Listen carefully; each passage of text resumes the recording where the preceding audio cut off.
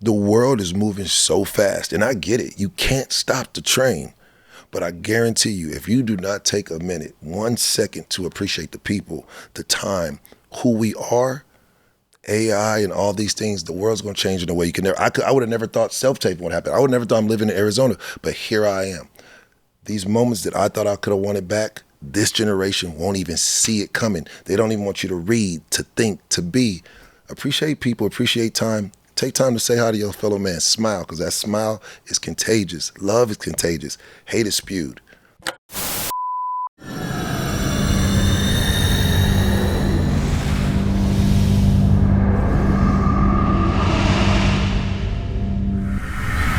Welcome to the Dive In Podcast. I'm your host, Max Decker, and today we will be diving in with no other than Romeo Brown, actor, director, producer, acting coach extraordinaire. Romeo, thank you for coming in. No problem, man. You know you're my boy. Anytime. Yeah, come anytime, on, man. anytime. You got a whole bunch of stuff going on. Before we kind of go into everything, does the Illuminati exist in Hollywood, and what's your experience?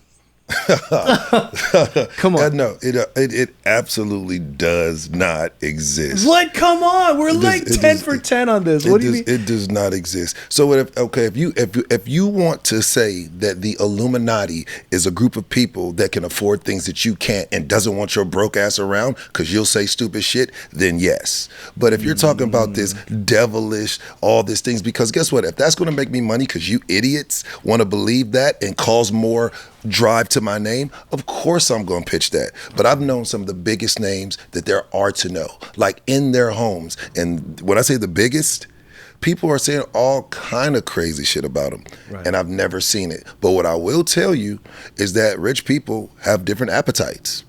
So if you want to call that some Illuminati type shit, then maybe. Like, I don't want to bring up Mr. Diddy, but all that beating up people and all that wild shit he did, I disagree with.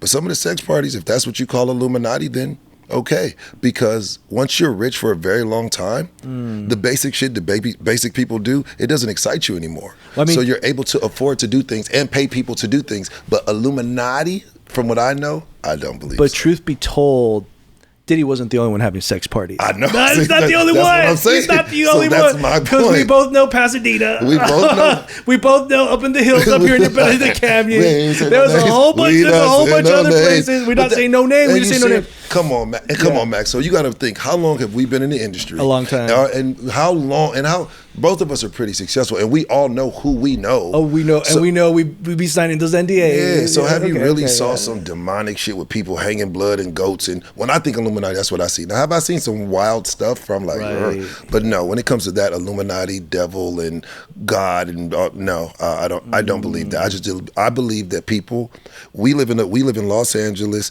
we live in New York, we live in Miami, Atlanta.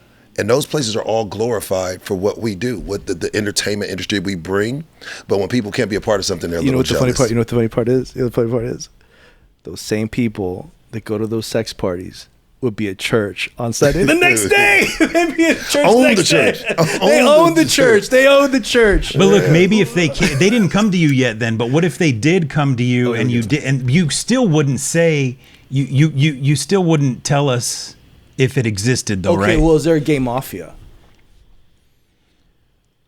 Now that I believe. Yeah. We had somebody here that said that there was a gay mafia, and then Rick Ferrari did say there was a gay mafia, and he was like, oh, haha, it's not. But I do think that there is a community of people that get together, and it's like anything else. Because I mean, come on, just think about it like this: when black people weren't as prevalent in television. What'd they do? Let's get together. When women wanted rights, what'd they do? They came together. Gay people were shunned for a long time. They couldn't be, people were calling them, they were acting very rough against the gay community.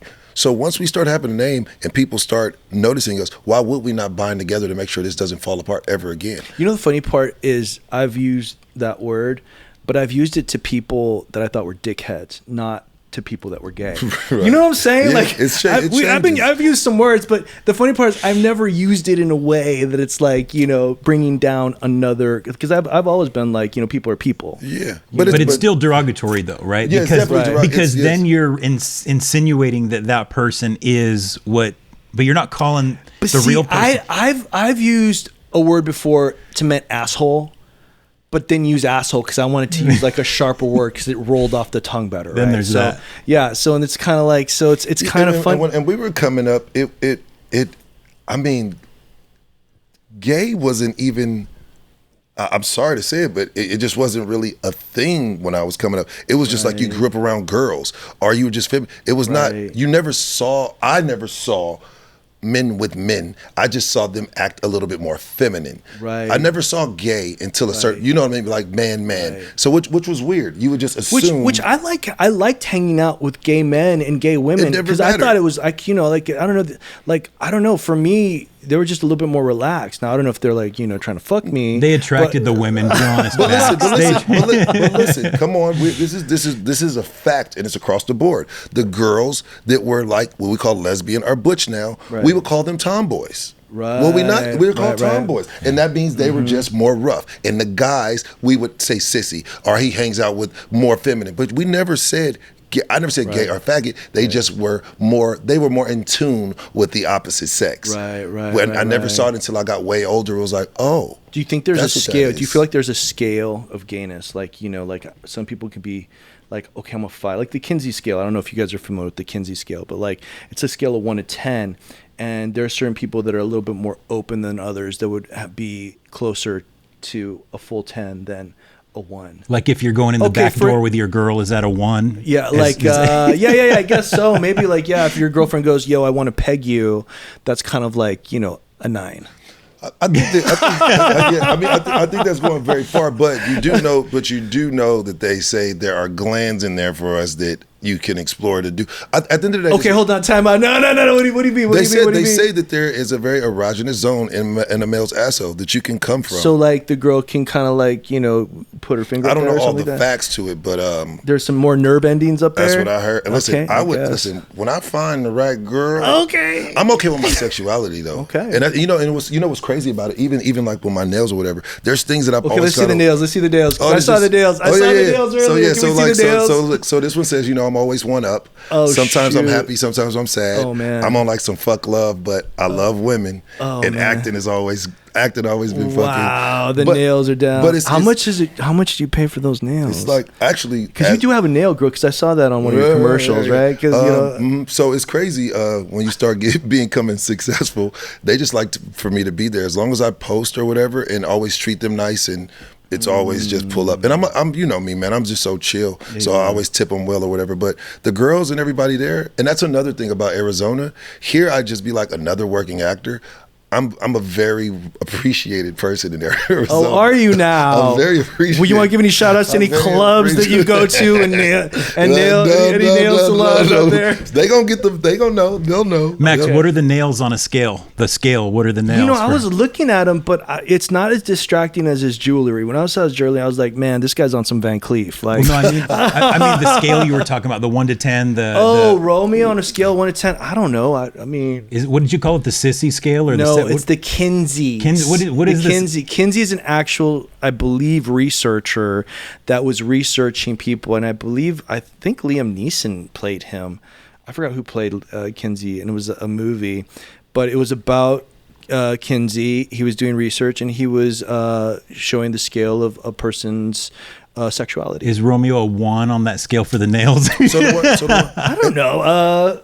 You're my boy. I mean, what you said, you're comfortable with your sexuality. I mean, so the thing is what I find is that a man or a male, they want to ha because they're uncomfortable with anything that doesn't say I'm a man. Right. Even though they'd want to explore it, they would never tell you. Right. I don't care. After I lost my dad, and even before that, it was like, why do I let somebody else that I don't even fucking know? I can outlift you. I've had way more bitches than you ever could in your life. Right. So why is it that I care what you think when a woman has never ever thought I was gay, ever? When you just want to be, I don't want to just always wear jeans and a t-shirt. I don't always want to just follow your rules. What makes me less than a man just because I want to explore myself with having some shit on my nails or maybe a more fitted jean? In all fairness to your point, Alexander the Great had one of the most ruthless armies in the world. and they be loving on each other. Like they be on war. I didn't know that. Yeah, no. Alexander the Great's army. There, and people would tease the hell out of Prince. Prince had some of the baddest women in the world. Yeah. And listen, he had on high heels. I wouldn't go that far, but there's. I will tell you this. But he beat Charlie Murphy with them high heels. He did. But listen, I will say this: being absolutely comfortable with who I am, no matter what you think or don't think about me, has made me a 10 times more better actor, a better coach, and I think just a better human. Yeah, when it you shows care the about creativity. What other people, when you care about what people think about you, it keeps you in a box. And when somebody comes to challenge you about what you've done, and you can stand on it, I don't care what you. It's a creative thing that I love to do. Right. So whatever that is to you, let it be. But I wouldn't. I just don't. I'm not into judging people. I don't know. I can't judge him after he said that. I mean, I can't judge him on a scale. I think. Well, yeah, I guess not. I mean, it shows your creativity, though. That's but the also thing. when you know you what I mean? when you talk to me, you just heard what Max said. How many properties do you own, Rome? I just talked about losing a trucking company over $230,000. I just rebuilt a company in the midst of that. Like I'm a man tried and true. Why would I let what you think of this being this creative? This is what gives me my freedom. Guess what? You know what doesn't give me fucking freedom? Getting here. It was very hard to get where I got to. I had to work every kind of job. I had to work in jobs. I had to work bartending because acting. I remember I was with you. Acting is that. I remember we were neighbors. We were neighbors when you first moved to LA and you were starting it all. I mean, we've had a journey like, oh my God, our journey goes so far back. It was Joey Lawrence was our neighbor too. Yeah, Megan Good. Megan Good. Oh my God, Megan, what's going on? Megan Good. Dude, I went out to Miami with her and her friend, her roommate at the time, and I was on North Shore, and I remember I was like, oh man, will I make a play at Megan Good? Yeah. Absolutely not. That was crazy. The Vedas lived there at that time. The Vedas. Oh my God, Brandon. My roommate, that place. It was like Melrose Place. Whoa, it was some good times there. Oh my God. But then just to say that it took me this long just to be able to be who I am is because I wasn't comfortable in my own skin. I didn't really have any wealth. I didn't have any fame. I had nothing. It's the beard. You're wearing a beard now, so you think you're bad as fuck. That's what's going on. He has a beard. He's like, I'm okay. I'm a coach. The beard works. The beard. You pull. You know, if you shave that beard, you won't pull in the same girl. Why would I do that though? Why would I do that? Because you know the beard plays for you. It does. It works. It does play for you. It works. And then in closing, I think if I was a more feminine man, maybe I would not do some of the things.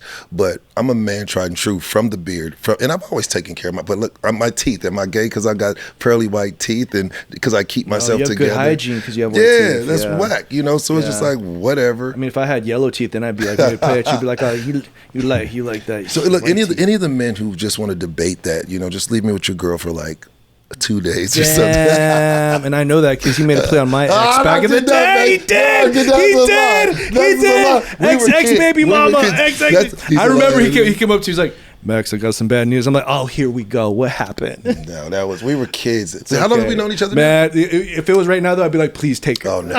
please. Take but yeah, that's a good starter question. Yeah, don't leave your woman alone at one of them sex parties because he'd be there watching. Yeah, sex parties are wild, man. We went so off track. It's crazy. You came to produce. You came to promote yourself as an actor and some things, and we went way off track. That's okay. Let's get some. Let's the questions will be asked. Yeah, I mean, come on, let's have people watch, right? Yeah, of course. So you're an actor, writer, producer. What's your favorite job you've done? It's everything for acting, man. Everything that I have, acting has given me, and everything that it hasn't given me, it still has fed me. Like losing my father, I thought that was the worst thing that could have ever happened. I remember that. But it built the man inside of me that I just couldn't lose. I started this thing with him, so I'm gonna finish it. Win, lose, or draw. He was my biggest fan. Losing that trucking company, I said, I don't know what I'm gonna do. I don't know what I'm gonna do. Like that was supposed to be my bread and butter. I sold the house here to do that. And in my darkest night, in my worst moments, it's like, what do you know? What can you do that if you do it, you can guarantee success?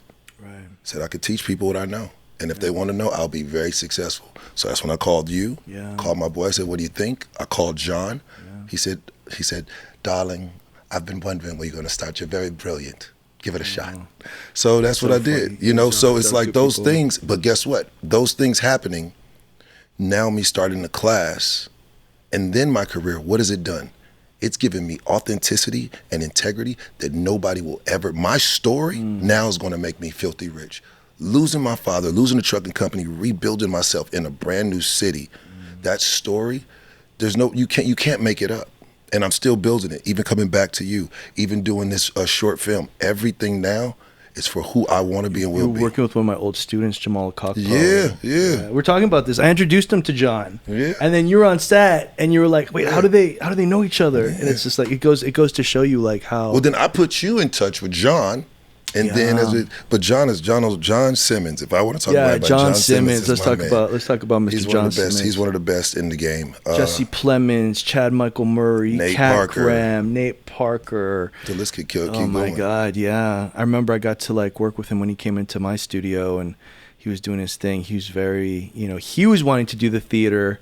And then I was like, okay. And then, he went off and he was kind of like this, magical person that came in and out, John is the man that gives you the building blocks to what acting is. Mm-hmm. Everybody else is like, oh, you should use substitution. Oh, Meisner. All that shit is after you have a foundation. Right. Everything you think you want to do is simply after a foundation. Meisner, whoever, Chekhov, whoever you want to study after, you really can't dig into that stuff until you know the basic building blocks to know what a character is, how to dig deeper, how to look for the clues, how to even read a script. You know what I mean? Right. After you know that stuff, you can start exploring. Since we're already on sex, you can't go trying all these crazy positions until you know your body.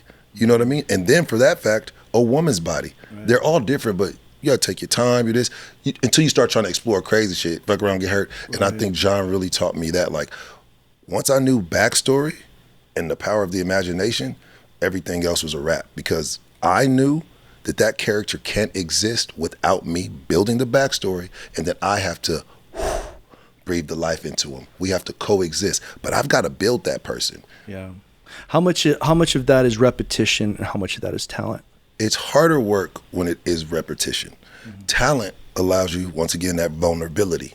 That's that vulnerability part. So do you think some people are more talented than others in allowing themselves to be vulnerable? Or do you think, again, them repping it out, they can find it and allow that to happen? I think because I've seen some coaches that are bad. And I'm like, you have no business talking about a scene. I'm going to be the last of the Mohicans. I'm teaching my people, go get it from the mud. Do the fucking work, be the best, and they'll pay. Be the best and they'll pay. Don't go doing be the best. And they'll still pay. The money's still there. They're just not giving it out no more. There are no more Denzel Washingtons. There are no Ed Nortons. There are all those people. All play actors. All play actors. You mentioned the all play actors. Okay, all play actors. Come on. Get that money. Give me your top five. They get that money too. What are you talking about? Viola Davis, Anthony Hopkins, Meryl Streep, Al Pacino, Robert De Niro. Come on. No, but they do movie and theater. Okay, but listen. You want to get that money though. Yes, I'm going to do that though. But I would tell them on your break, don't take no breaks. I tell people, if you want to break through, don't take any breaks. So if I'm doing my series, I definitely would go to theater on my breaks. I would never. Nathan Lane, 200K every week Broadway. I would do it. The producers, of course, dude. You're making almost $1 million. You should do both. I just don't. Matthew Broderick. I love Matthew Broderick. $250,000. But these are people who are already working. I'm down for it. But you've got to pepper it in. Biggest star right now that's come out the gate this year. Cynthia Erivo. Yeah, from Wicked. The lead of Wicked. I know who she is. Big, huge Broadway star. So are you saying that she would take a pay cut to go to TV or movies? Then they're being paid that well on Broadway or plays? No. She's not paying no pay cut. She's big time now. She is the lead of Wicked. Not her own. I'm just saying. You say these people are being paid so much to do plays. What if they went to TV and movies? Do they get more, or are they taking a pay cut?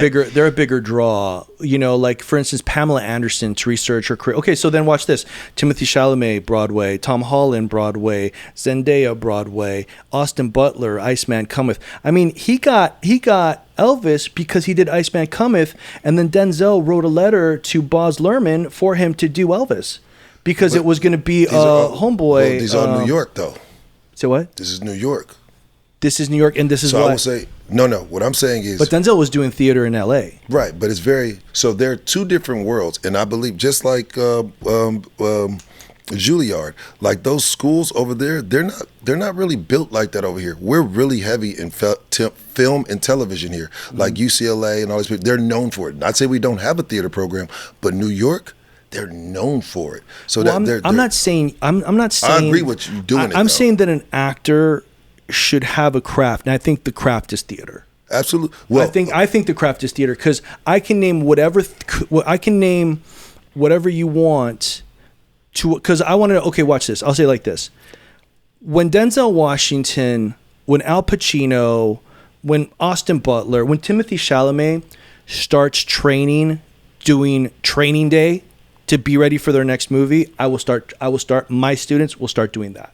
That's what I don't understand. I don't understand because some of the greats won't even watch themselves on film. I don't prefer to, because you start to judge yourself. Mickey Rourke wouldn't watch. I mean, Christoph Waltz. You know what I like about Christoph Waltz says? He says if an actor watches himself right after he takes a shot, after he shoots a shot, he's going to start to second guess exactly how he's going to come into when there should be no manipulation of the real life. Right. Now, what starts to happen through experiences, you start to understand stillness. You understand the Tom Cruise idea of the lens with, oh my God, the guy that was 007, the blonde guy.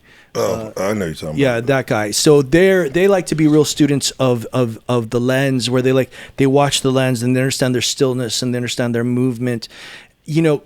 For me, if you don't have foundation, but your other people that have been doing this, they're so immersed in the moment, they understand that their whole body is not moving on nervous movement. They understand they're moving on intentional movement because they're engulfed as the character. Because are you thinking about movement when you're the character? No. Not at all. No. Zero. Is Unless you're being given directions for like put the cigarettes down, put the glasses down, unless it's like for continuity. Right. But then you will have the understanding to somehow watch yourself remember that, but stay engulfed as the character.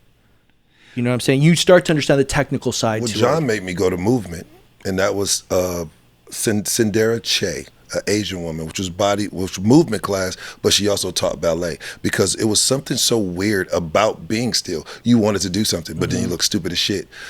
In her class, she taught you how to.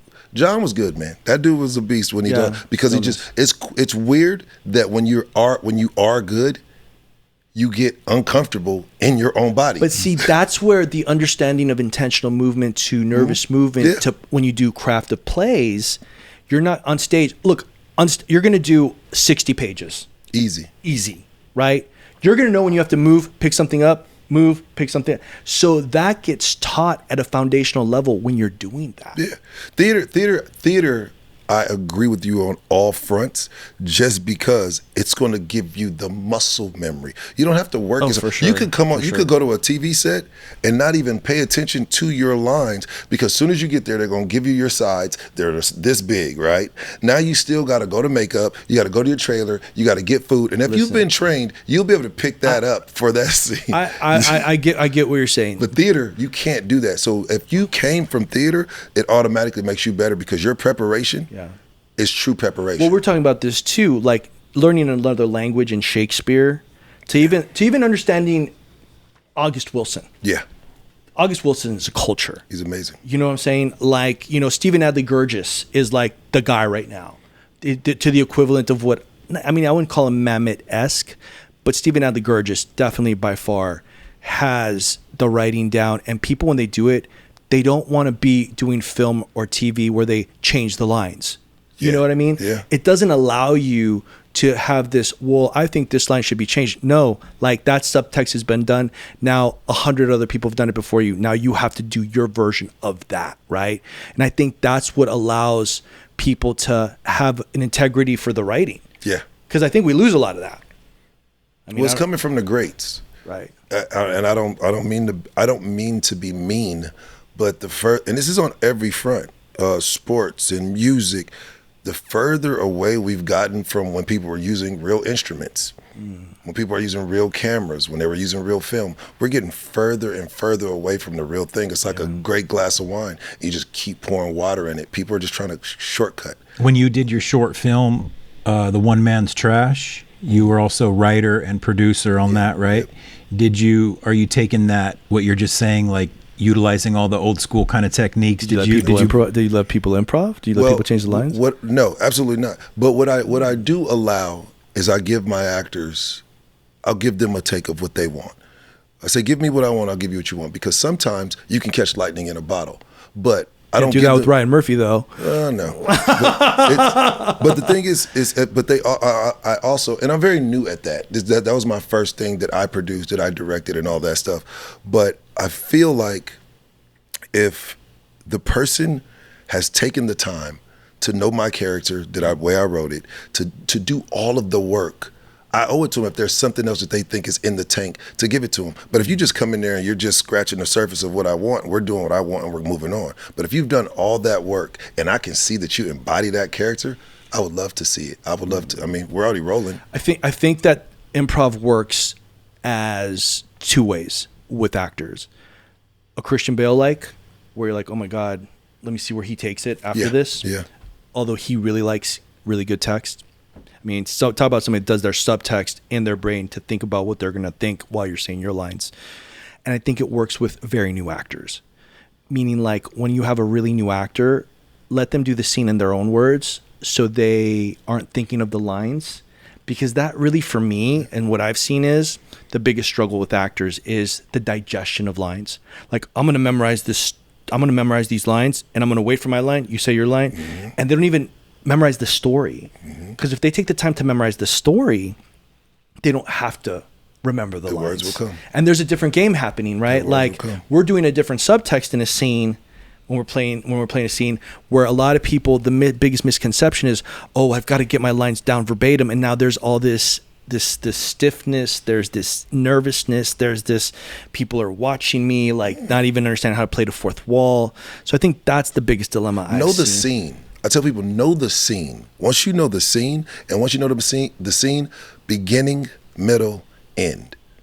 And after you do the work after that, it'll come. What about the tone, though? Because I can know the scene, but then because the tone of, like, say, okay, for instance, like a Tarantino tone is totally different than a tone shot by Oliver Stone. The tone comes from the work. The tone comes from, yeah, I'm me. But who am I talking to? SNL has a tone. Okay, yeah, of course, but it's also it's the context of what's going on. Do I hate my mom because she didn't buy me Jordans when I was young, or do I hate my mom because she didn't feed me? That gives me the tone as to which I'm gonna talk to her, because there's a different visceralness to her not fucking feeding me because I didn't get Jordans. You got to do the work though. So those are different things to me. See, you got to do the work. I think the tone for me, like if I see NCIS, I see that the tone is very driven by the dialogue. Right. I agree. And then what the person is like looking, like they go for like very real people. And then sometimes when I see NCIS LA, which I believe LL Cool J is on, or Todd. What's his whole name? Is he Todd? still on there? I don't know. I did that with him years ago. Yeah, like NCIS LA though has this total lighter tone to it. Right. Yeah, like it's almost like a little bit more. I get what you're saying. Some things are more broad, gritty. Yeah. Some of them are really, really, really gritty, and you feel like you're in it. And the other ones, you look like you're watching them. Well, I'll go back to the microdrama. Like I feel like it lends itself more to allow itself to be a little bit more Lifetime, which is a little bit more external, wearing the emotion on your sleeve, opposed to where if you do Law and Order, a lot of your dialogue's subtextual. Like things are getting so soap opera-y too lately. Not to disrespect you because you came from soap operas, but aren't all these shows getting like soap opera? Yeah, but if you want to talk about soap operas, like what are you going to do when the material's written in exposition? Like I'm going to shoot 300 episodes in the year, and then I've got to fill in almost in every episode what happened prior and what happened and what's going to happen in the future.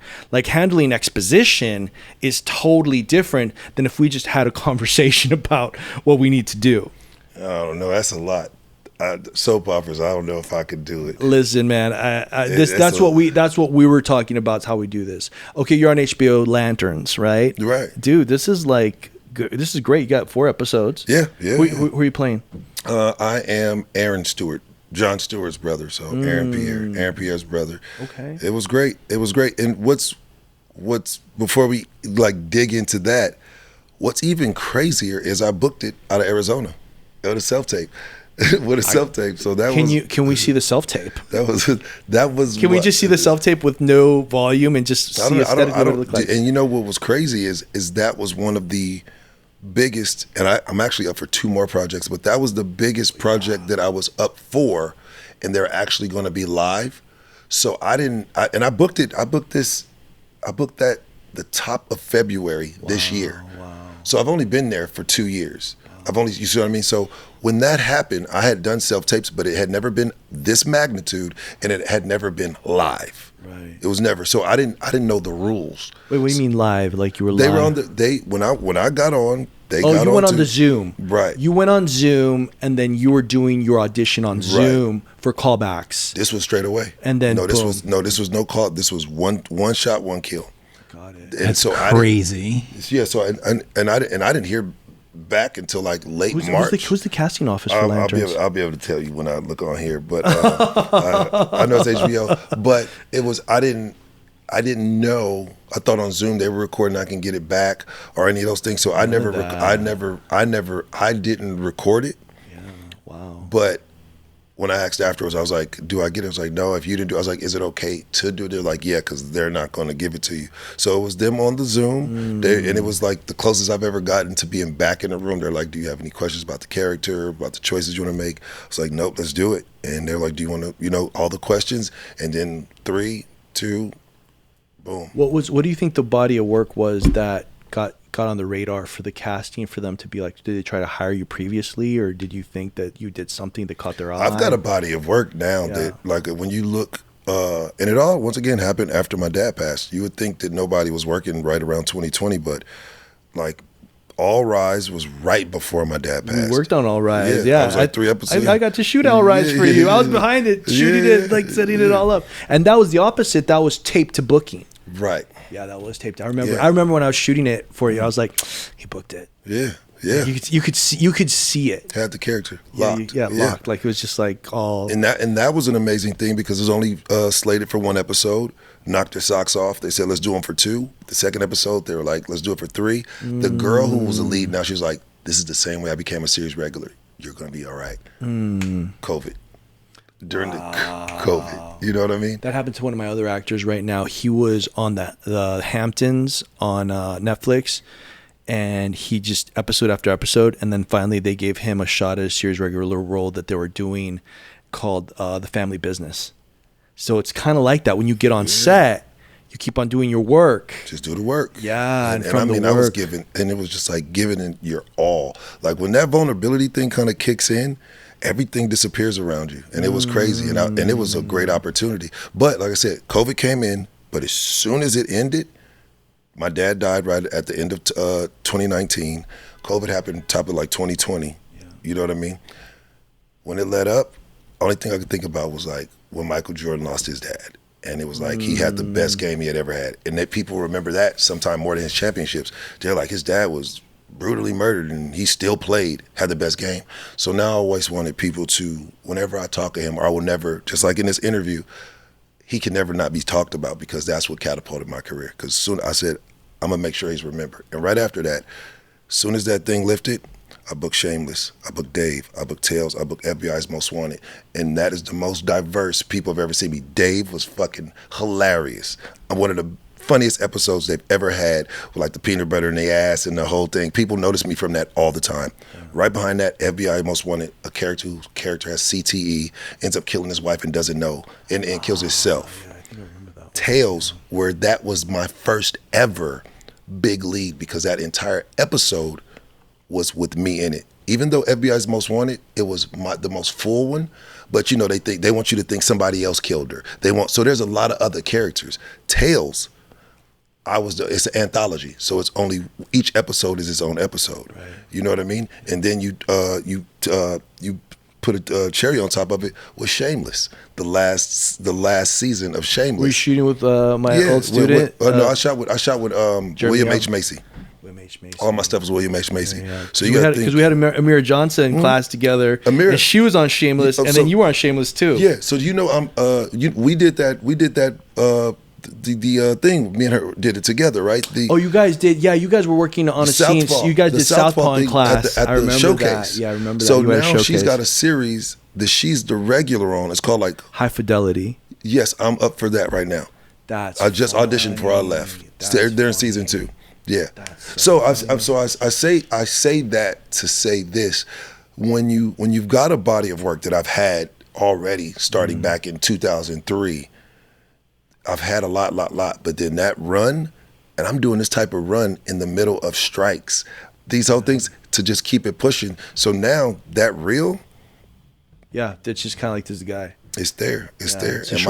You're in your network approved, so it's like a short list. Yeah. The funny part is you have a lot of actors that hate, and they're like, oh, this and that. Like I've heard, I'm bringing up, Joe Rogan likes to shit on the business a lot, but he also says like actors are delusional and this and that. It's like not all actors are like that. Like there's a lot of actors that are out that kind of just want to do acting to clout chase and fame, but then you have people that have craft. Right. You know what I mean? And I think it's not fair to get lumped in together all as one, that, because the actor's journey is already tough enough. Right. To try to make it. Right. It's another thing to shit on the people that are really in it for the people that are riding around the circle just to try to ride those coattails. Yeah. You know what I mean? But one thing I say now to people is I hate to say it, but I'm like, shut the fuck up. Yeah. Because when I was coming up, if anybody was going to be quit, it's our generation. We couldn't keep a regular 9 to 5. Yeah. I'm a marketing major. I'm a smart dude. Yeah. But you got to be smart inside a fucking building, bro. You can't be smart and be like, hey, I got an audition. Okay, we'll let you go and come on back when you want to. Not at all. They're not having it. I had to beg Lisa Klein. You put me on with Kitson. Yeah. We were trying to feed each other because we knew how hard it could be just because you want to go book. I had to stop taking commercial auditions because commercial auditions were same day. Yeah. At least theatrical gave you 2 days. Now we can shoot the tape, send it in. Okay, we're going to put a pause real quick. Guys, we want you to like, subscribe, comment if you like how the episode's going. Romeo, when we put your episode on, will you be in the week? Will you be checking out the comment section to comment back with these guys? Why not? Okay, good. HBO, though, Lanterns, what's it about? So from I don't know how much I can say, so I'm not going to give too much away. Well, you said you're the brother. Yeah, so I know that I can say I'm his brother because that's there. We can say that Aaron Pierre is a Green Lantern. They brought back some of the original people. They brought back a lot of the people who started the franchise. And if I had to say anything, people from the movie, like people that are in the movie. No, because Ryan Reynolds did that. Right. No, how? So did he fuck it up so bad? They're like, oh, we're gonna recast this totally. Well, he's not part of this thing, so I know that. But he did do Deadpool. Deadpool's his thing though. But do you think that but do you think that's talent, or do you think that that's just CA backing Ryan Reynolds because he's such a mega star and they're, he's like, he's backed by he's a plant. I think, and that's maybe he's plant because there are people that are planted in this business. You know that, right? They're plants. I believe that watch out. You might be on Deadpool. You might be on Deadpool. And he's like, you call me a plant. It's going to loop back to Illuminati in a second. I've got no problem saying it, but those all-American white boys that people put their stamp on, they can get revived. I mean, look at my man Taylor Quiche. Look at it. Look at everybody. There's so many. You start with my man. All right, look at Robert Downey. Look at Charlie Sheen. Yeah, but that's a different. No, but look, is Robert Downey considered a white boy? Because I thought he was like Italian. He's considered. Yeah, he's white. Is he Italian? I thought he was Italian. He's white. He's a white boy? But I'm just saying that you can never count them out because I've seen so many of their careers revived. Look at, like I said, Taylor Quiche. They're always, for me, when I look at it, because I always base my career or I look at it to say what has happened to this person, what happened to this person. And when I see any of my people out, they out like baseball. You're really? out. Who you seeing revived? Okay, they may go to BET or like Tubi, but you never see them make it to a mega superstar like these boys. So I believe that anybody can be revived if they've got the right people behind them and you got the right skin tone. Yeah, I guess so, huh? Many. Do you think we should have a black Superman? If somebody deserves it. And I don't want to call people names out, but and I don't want to be that guy, but what's my man's name that is playing Falcon now? He did Falcon. He's Oh yeah. What the guy guy's playing Falcon. See what I'm saying? You don't even know his name. That's but he's the Anthony Mackie. Anthony Mackie. So I got you, Anthony. See. But here's Wait, Anthony Mackie should be Superman? No, absolutely not. Oh, okay. Oh, so you disagree that he's Captain America now? Yes, absolutely. Really? Absolutely. I'm just saying, man. You gotta when you see these white boys, look at Thor. I'm far from gay, but look at them. Look at the Captain America. These are good looking. They look like they put the work in. Look like they went to the gym. They all look like. Wait, the person. You're saying that Anthony Mackie? Anthony Mackie. You don't even remember his name. I don't see any girls lining up like they line up for them. I don't see any of the dudes being like, "Oh, I want to be him." Got you. I don't see any of that. Everybody. You're saying he's not a movie star, is what you're saying. I'm just saying that I think that person, they put the wrong person in that, because usually when these superheroes come out, both sex want them. The girls like, ooh wee, when they take, and then the guys are like, damn, I wish. I don't say I wish. I could have done. You know what I mean? So no disrespect to him. I just want them to put real superheroes in superhero roles.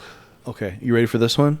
I'm just saying, maybe I'm wrong. The movie Sinners, because I saw your hot take on this when you saw it. What do you think about Michael B. Jordan playing twins in Sinners? I love Michael B. Jordan. He's now see. I feel like Michael B. Jordan should been a Falcon, but I think there's a stigma or something that comes along with being successful at a young age, where you just feel like maybe you don't have to work as hard. So maybe that's where some disdains come. Remember they say the wolf climbing the hill the wolf on top of the hill will never be as thirsty as the wolf climbing the hill. That's right. So when you've been successful, I feel like for a very long time, you kind of know your set, so you don't put in as much work. So I feel like when he did the work in the boxing joint that he did, Creed, it seems like it's easy because it's boxing. It's for me, and I'll talk shit about black people. Basketball, football, boxing, it's kind of what is in us, and not all of us, but they already think we're athletic. So what I'm saying is he could have done it, and to bring it back to Sinners, it could have been a great movie to me.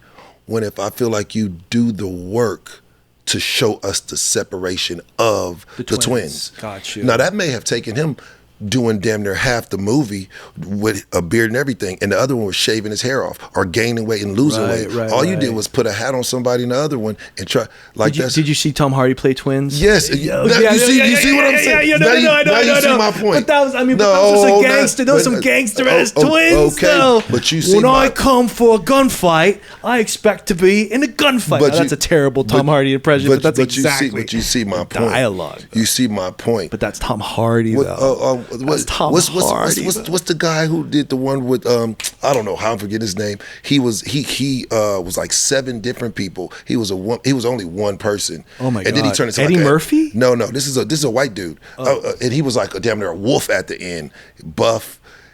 And then he was locked in he took the girl down in the basement.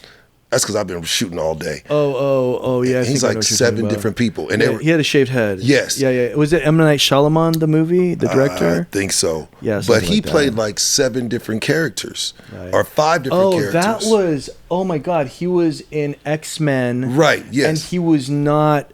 Oh my and god, he was the Hugh earlier. Jackman? No. Patrick. So Patrick Stewart plays Professor X. He's the younger Professor X. Yes. Yeah. But I know what you're talking about. So when people do the work, playing these 2 different characters, people like Joaquin Phoenix. I love Joaquin Phoenix when you see what I'm saying? You can see these characters and they look like polar opposites. You see different people. Yeah, but then you have Joaquin Phoenix play the Joker in the Joker 1, and then there's the Joker 2.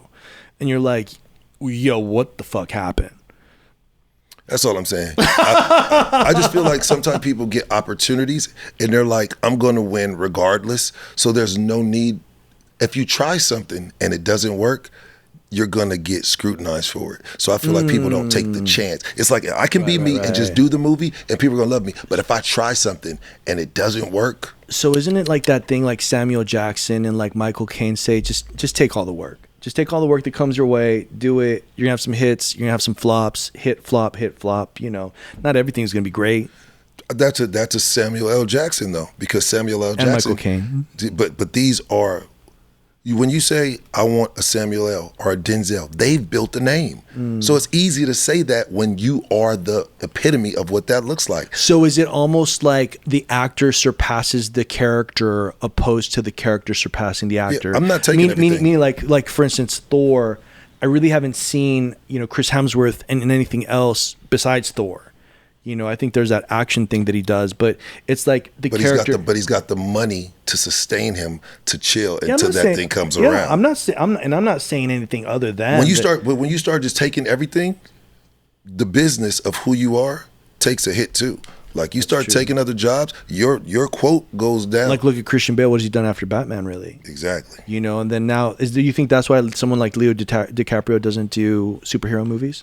I don't know why he doesn't do superhero movies, but I know that when they choose to step back out, these boys are making the money that they can sit back for years. But where's the craft in that, right? Like, because there's this thing where it's like, okay, so I get money's important, right? It's absolutely important. But I really feel at that higher end, that's really them saying no to jobs more than they are saying yes. But all of these people, all of our greats, our Josh Brolin's, he's one of my favorite dudes in the world. Yeah. He was in the Goonies. Yeah. So how can you talk about these dudes when they've got a body of work before you even knew who they were? Yeah, he was down and out before he had that first residual come in. You see what I'm saying? So all of our greats, go look at their resumes.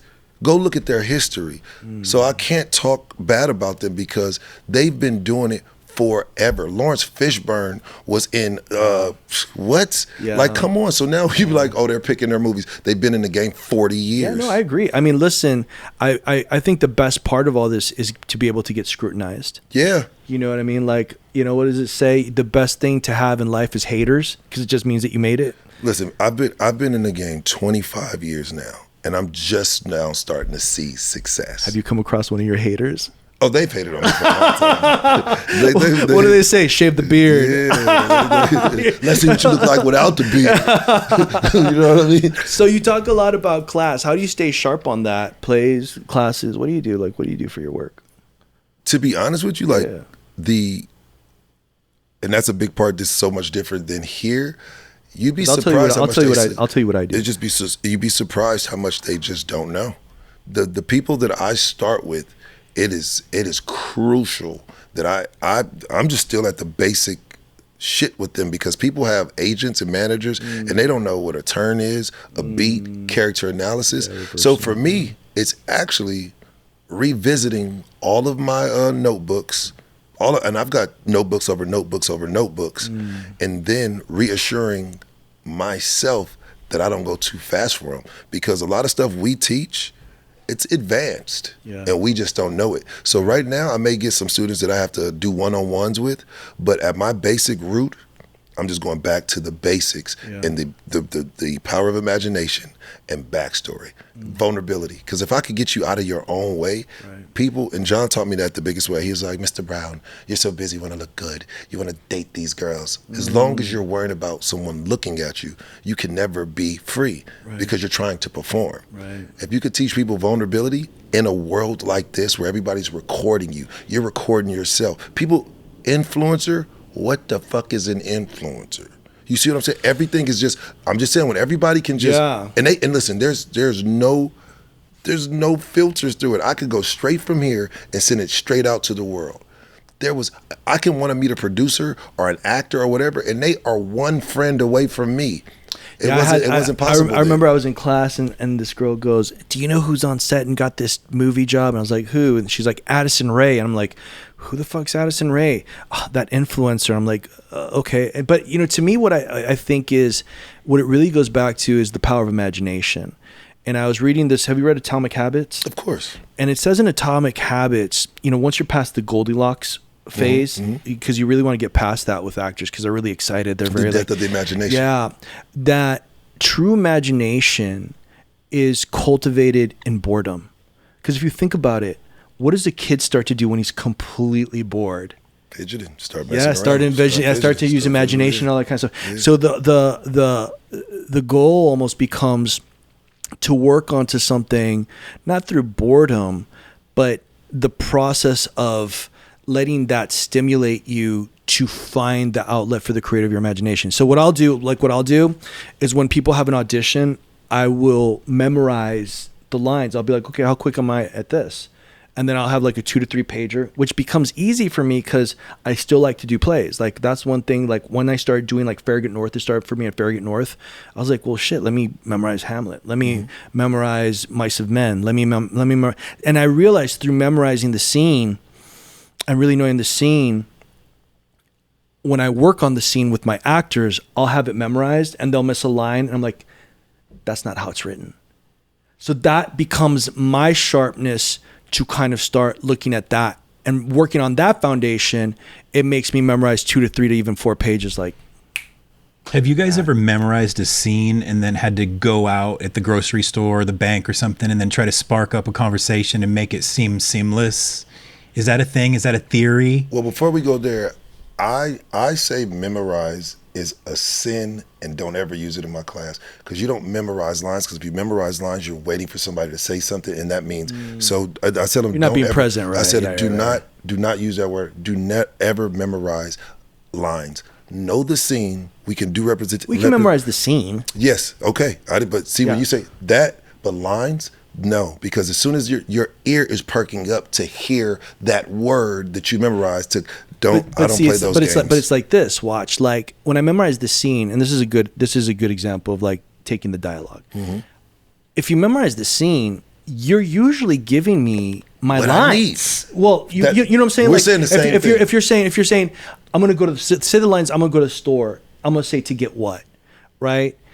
He's going to go, I'm going to go to the store. And I'm like, well, what is he going to get at the store? To get what? Like so that motivates what I'm going to say. Right. So when I said know the scene, or you're going to say know or memorize the scene, and then I said beginning, middle, end. Like, okay, if the beginning we're having an argument, in the middle somebody's sad, by the end they leave. If you can't pick that shit up after doing the work, I'm talking about the work is who am I? Who is she? Where are we? What do I? All those things, really writing it out, you just need to do some more work. But here's the magic of it. Here's the magic of it.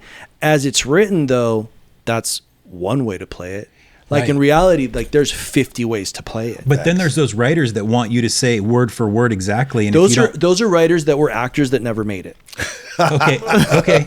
That's exactly what, and you have to, and that's our job to read the room, to be like, got you. You never made it. Now you want me to perform, and you have this power, and I have to see through that. So no disrespect. I kind of see what you're talking about. Like if you gave me a note, and I kind of see what you're kind of looking for me to try to hit, I might just actually humor you and do something there that was different than what I was doing. But if I can understand the note, which I think the note really usually is higher stakes or lower stakes, I really think that becomes the note a director that should work with an actor. Because anything other than that, I really start to think, what are you trying to say, and what are you trying to control in a craft where there is none? Right. You get what I'm saying? So really coming up to me, you should be like, stakes are much higher. Right. And when he says the stakes are much higher, what they're trying to say is the intention. Somebody can tell you, okay, like, do you really feel, okay, if your mother just died in a real scenario, do you think, so if somebody tries to give you a direction, they're wrong. But like he said, the stakes, do you think this is what it would be like? Let's really run the scenario. Oh man, I'm about to drop it on you. Then how do you feel with all these actors and actresses that are using tear sticks when the stakes are much higher? They're not fabricating real tears. They're putting menthol under their eyes, which, guys, I hate to break it to you, a lot of your movies with a lot of your actors, they don't want to go there, so they put menthol under their eyes. And make your craft easier. Quoting you, Leslie Kahn.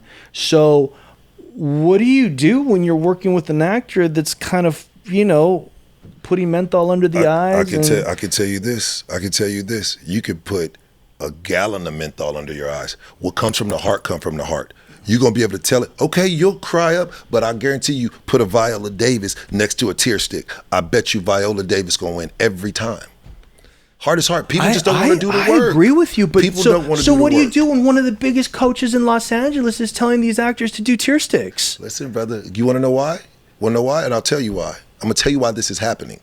The same reason I don't have a full class right now, because I could kiss actors' asses. I could be nicer, because you want to keep a class full. But they're not kissing the ass. They're on a pedestal saying to a Jewish girl, "You should play Latina." That's because they up there. There's no. It's the other way around. There's people kissing these acting coaches' asses because they've been around forever.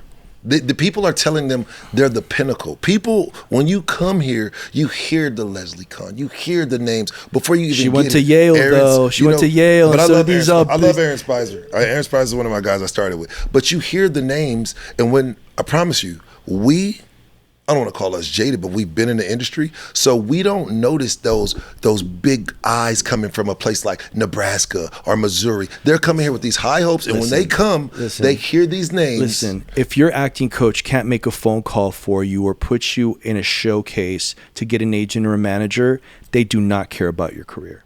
When those names, I remember when I was coming up, you wouldn't even go on stage for like months with these people. Like, you'd be watching before and you'd pay top dollar.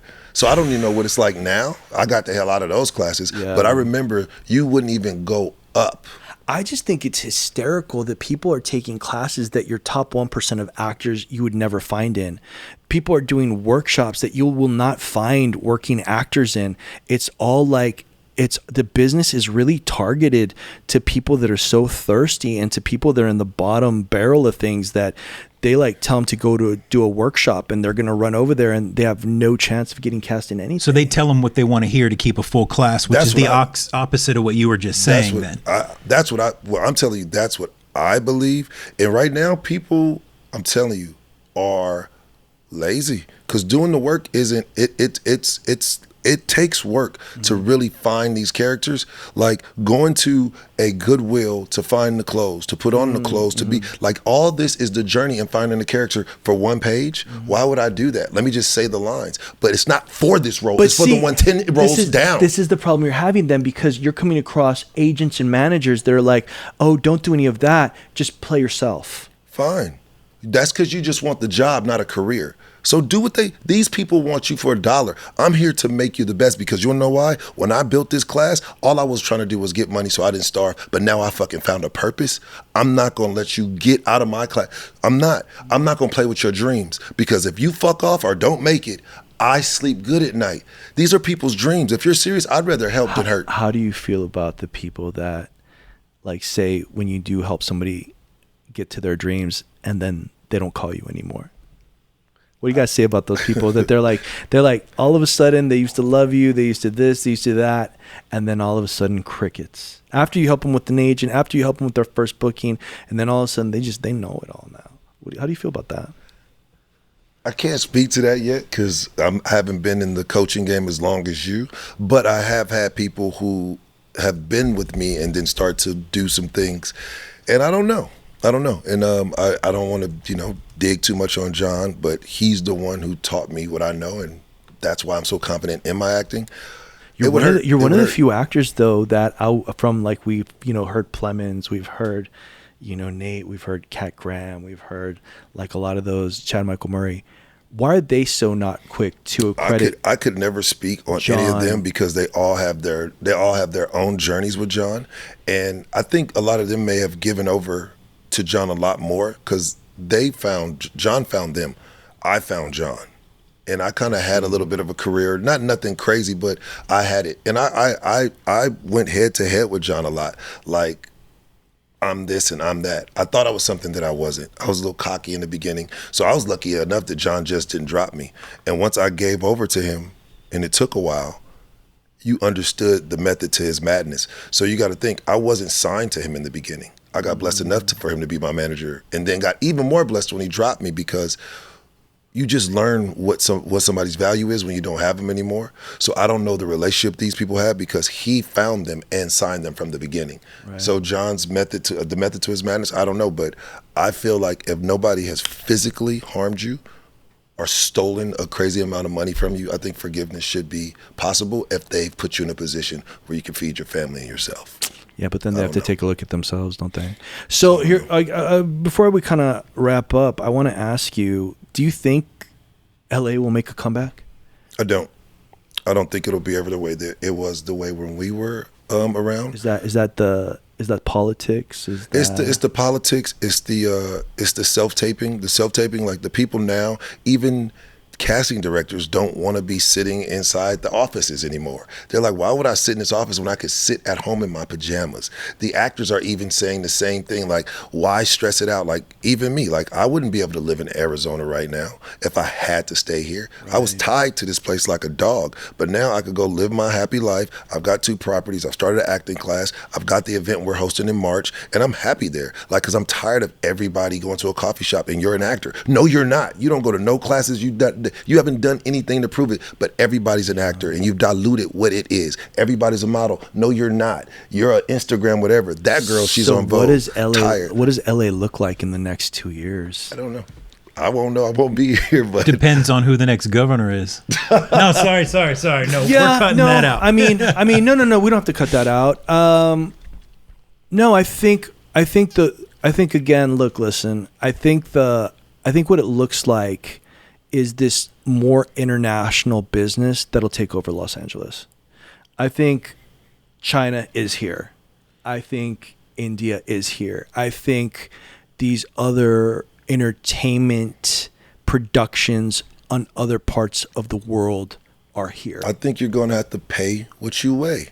Like these places who have money, what people don't understand is Los Angeles was a hub for money for entertainment, just like Texas was a hub for oil. When people start seeing that LA isn't LA anymore, and they say, oh, I can put my money in here and learn to put it here, you're going to have to pay what you weigh. And the people that can show up, I think it's going to be that now. It's not going to be just if it's New York and LA and Atlanta. It's people are going to start understanding that individuals and companies, Pepsi and all these ads, it's like, oh, I didn't realize that was possible. I thought I had to be in LA, but guess what? You find your actors from this. Once you've got your producers, your DPs or whatever, you see when you got money and you can figure out where to shoot it. Once people start understanding that turnaround is a real fucking hustle, you mean I could put in 100,000 and possibly get back $1 million? Yeah, I mean, that's it. Who's Oscar go to? For what? For this coming year, right? What's the question? Yeah. I mean, who gets the Oscar? I mean, who? What movies? Yeah, what movies do you think will be? I mean, I think TV series should be nominated for Oscars more now, right? Yeah, Can we talk about that? For sure. There should be a place for TV in the Oscars. Because they're going crazy. The TV shows are going crazy. Yeah, there's better TV. Slow Horses. Okay, so name me the top 2 movies this year that you've seen, because I can't.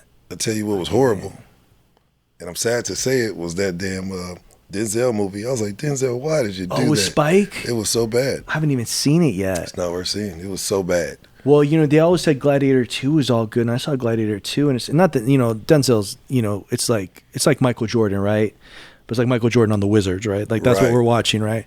And so, I mean, he can do no wrong, but Gladiator 2 was not good. No. But it's one of those things where if it's his last dance, nobody's going to stop him. But yeah, for sure. But look at the Robert De Niro's, the Al Pacinos. Even when they did the Fockers, you still love that. I think you just gotta, Yeah, but the Fockers isn't going to win no Academy Award. It doesn't matter, but it still was memorable because it was outside of the box. Denzel, I don't feel like Denzel really goes outside of being Denzel, which keeps him stuck. So should Denzel do a movie called Meet the Fockers? No, what I'm saying is with people, and I love him too. I don't want people to crucify me for this. I'm saying, by Denzel being great at being Denzel, it's kept him boxed in to not be able. There aren't options out there for the rest of those things. Yeah, but he did do Equalizer, and Equalizer was bad. It's still Denzel being Denzel. Yeah, he's still a badass. He said he's doing Othello though. Like when he's doing that, he's like what he does in Othello. Didn't he do that already? What did he do? He done with Jake Gyllenhaal. He did, but I'm saying what he says is he channels that to do that. Right. But Denzel is great. He's great, but Denzel is. But I think that's why. What you're saying is he does the movies, and I agree with you. Look, I just said Gladiator 2 was not as good as Gladiator 1, and we get the luxury to critique him and whatever, and that's what he does for us. But he does go back and then do Othello, and then so like what you do in the darkness, the greatness that you do in the darkness is not seen in the light. He can't. You can never put Denzel to the light and say what he is and isn't, because he's one of the greats. He could not do anything wrong. What I'm saying is, though, he loves theater so much. He'll go back and do Fences. He'll go back and do Othello. He doesn't. He loves the craft. He loves the craft. Like, he's so deep in it. So if he does a movie with Spike Lee and then people like it, people don't like it, he's gonna go do Richard III. It's just, for me, when I see him do that, I know his work. Glory, Pelican Brief, Devil in the Blue Dress. I know all this stuff, but where are those scripts? But true. But what I'm saying is, when I see the younger generation see these things, that's where I'm coming from. Because for me, I could never ever. But as a coach and as an actor, I see these kids that are really based on Instagram minutes or whatever, and knowing him to be one of the greats, I hate them to even see this little bit of his career, because they're not going to go back and watch any of that stuff from back to that. The influencers that I coach, because I coach some pretty top-notch influencers. That's why I got to give them. That's why I have to be like, we do plays. You have to have a craft. I get that. Because because I'd rather them overreach and end up, being on a stage in New York and using their platform to get there. Look, to rebrand Pamela Anderson, she had to go to Chicago, and so I think to be that inspiration to a young generation, for them to have such a craft, that where was it all started with Marlon Brando? Because where was the heyday of film really starting? Marlon Brando, Marilyn Monroe, James Dean, all those guys in that era. Sidney Poitier and everything. And Sidney Poitier, who becomes? Denzel. Nobody. Okay, so now we caught a glimpse of these people. We caught a glimpse of them. Who do those people have? Those were the real people. They have the stage. They had the craft. They fell in love with a story, and they said, I'm going to be a person. But you know what the big thing is, though? People can be famous without succeeding at acting, and that's why they don't work as hard. They can be successful just off of Instagram. Yeah, but so they don't have to be famous but actors. There's the exception, right? It's like a boy band. There's 5, one's gonna make it. Right? Yeah. Same thing with the TV series. There's 12, one's gonna break. Look at Game of Thrones. Who's the biggest star from Game of Thrones? Honestly, Jason Momoa. Yeah, Jason Momoa is the biggest star, bigger, and he had the first season 8 episodes. He was killed in the first season. He's a beast, though. Whatever, he wasn't even talking. He was like, and so, but his star power just accelerated past Emilia Clarke's monologues. Yeah. And Kit Harington's monologues. Kit Harington worked, though.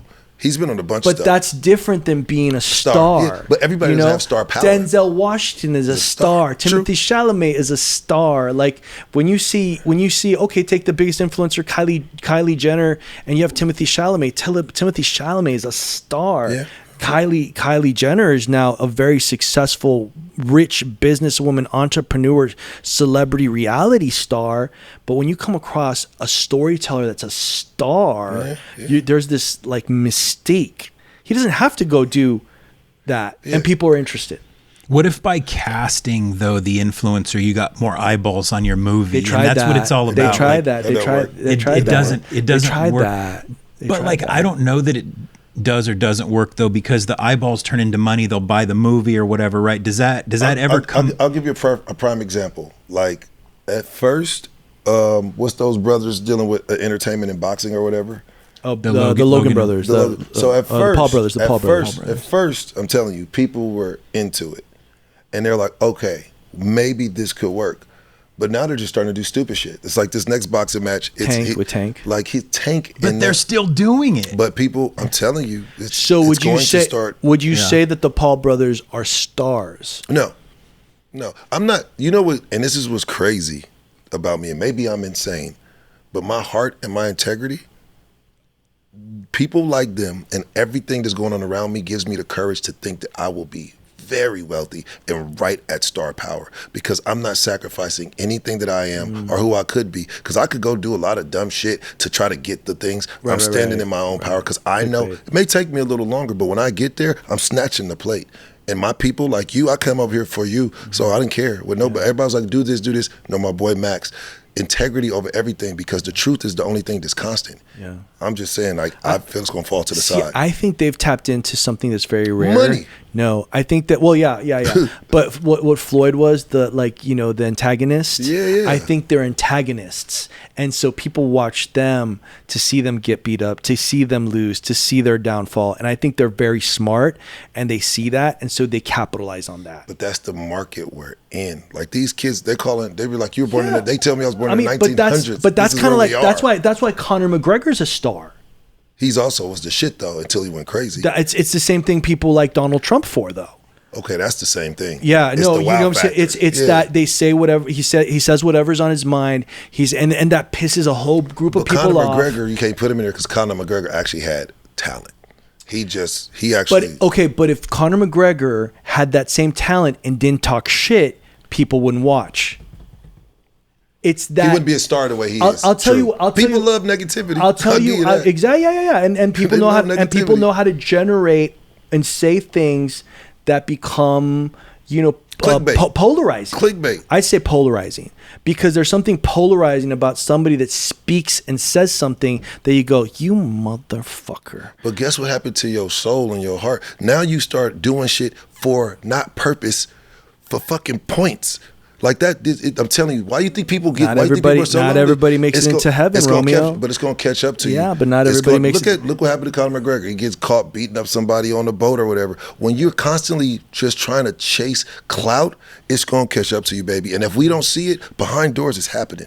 Guaranteed. That's a hard life to chase. One day I was just running, and I end up falling and busting my ass. Then I get 1 million likes and Pepsi reaches out. So now every other day I'm trying to figure out how to bust my ass in different ways. Yeah. No, I get it. What's the last thing you want to leave the audience with before you sign off? I know I don't have anything more. I think we said it's interesting today. We thought we were going to go into lanterns and stuff, and we just went totally left field, which is amazing. This was such a great episode. Thank you so much for coming. Thank you. Thank Listen, anything I would say is this: the world is moving so fast, and I get it. You can't stop the train, but I guarantee you, if you do not take a minute, 1 second to appreciate the people, the time, who we are, AI and all these things, the world's going to change in a way you can never. I would have never thought self-taping would happen. I would have never thought I'm living in Arizona, but here I am.